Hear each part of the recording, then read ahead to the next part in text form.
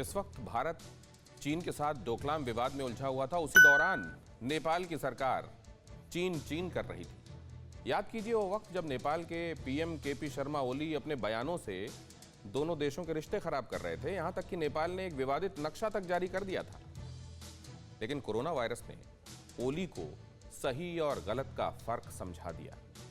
Corona की second wave से कराहते नेपाल में जब प्राणवायु की कमी से शवों का ढेर लगने लगा तो हिंदुस्तान ने मदद का हाथ बढ़ाया और कोरोना बांटने वाला चीन बस तमाशा देखता रहा। रक्सौल बॉर्डर पर खड़े ये टैंकर कई जिंदगियों को बचाने का मादा रखते हैं। इन टैंकर्स में उखड़ती सांसों को संभालने का फॉर्मूला है और इनकी ताक में हमारा एक पड़ोसी हिंदुस्तान को जोड़ने वाले रास्ते पर टकटकी लगाए खड़ा है। और जब ये टैंकर बॉर्डर क्रॉस करके नेपाल में दाखिल होता है तो चीन के कलेजे पर सांप लौटने लगते हैं। ऑक्सीजन के टैंकर नेपाल के लिए संजीवनी है। नेपाल को ये संजीवनी हिंदुस्तान सप्लाई कर रहा है। ऑक्सीजन के टैंकर जमशेदपुर से रिफिल होकर आ रहे हैं, जो नेपाल पहुंचकर राजधानी काठमांडू समेत कई जगहों पर ऑक्सीजन की कमी को दूर कर रहे हैं। नेपाल के अस्पतालों का जो हाल है वो टैंकर ड्राइवर से सुनिए, जो अस्पतालों को बाहर से सिर्फ कुछ मिनटों के लिए ही देख पाते हैं। हम लोग को ज़्यादा टाइम तो नहीं लगता है, खाली करते हैं और चले आते हैं, लेकिन हॉस्पिटल में काफ़ी भीड़ रहता है और देखता हूँ कि डेथ बॉडी वगैरह भी बहुत ज़्यादा निकलती रहती है। दरअसल अप्रैल की शुरुआत तक नेपाल में कोरोना को लेकर डर का कोई माहौल नहीं था, लेकिन अप्रैल के तीसरे हफ्ते में यहाँ कोरोना के 2 नए वेरिएंट मिलने से मामला बिगड़ गया।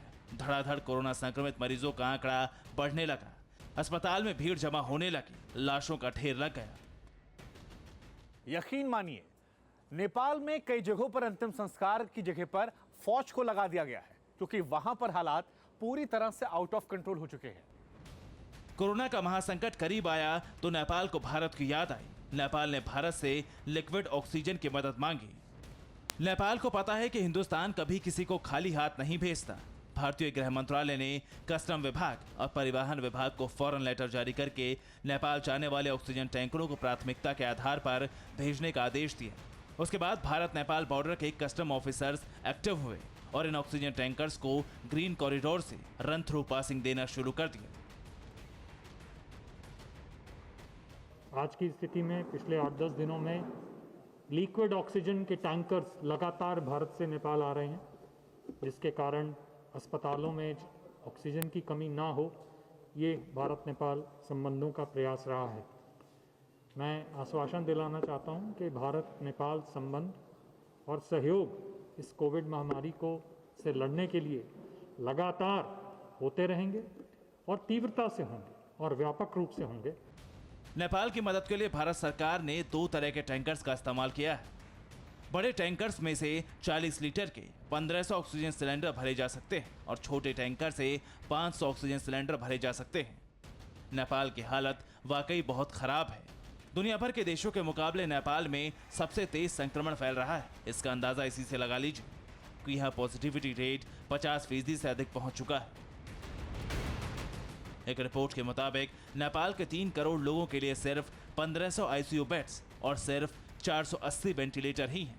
ऐसे में भारत की मदद नेपाल के लिए संजीवनी से कम नहीं। नेपाल की कम्युनिस्ट सरकार ने बीते कुछ महीनों में चीन परस्ती के कई सबूत दिए, लेकिन संकट में उन्हें भी एहसास हो गया कि छलिया कौन है और परम मित्र कौन। उधर नेपाल को परेशान करने के लिए खबर दुनिया की सबसे ऊंची चोटी से भी आई, जिसके मुताबिक माउंट एवरेस्ट के 100 पर्वतारोही और सहायक कर्मी कोरोना वायरस से इन्फेक्ट हो गए हैं। ऑस्ट्रिया के एक पर्वतारोही ने खुलासा किया कि यह तादाद 200 तक भी हो सकती है। कई पर्वतारोहियों ने अपना मिशन एवरेस्ट रोक दिया है। Bureau report, TV9 Bharatvarsh. परवाह देश की, सोमवार से शुक्रवार रात 10 बजे TV9 भारतवर्ष पर।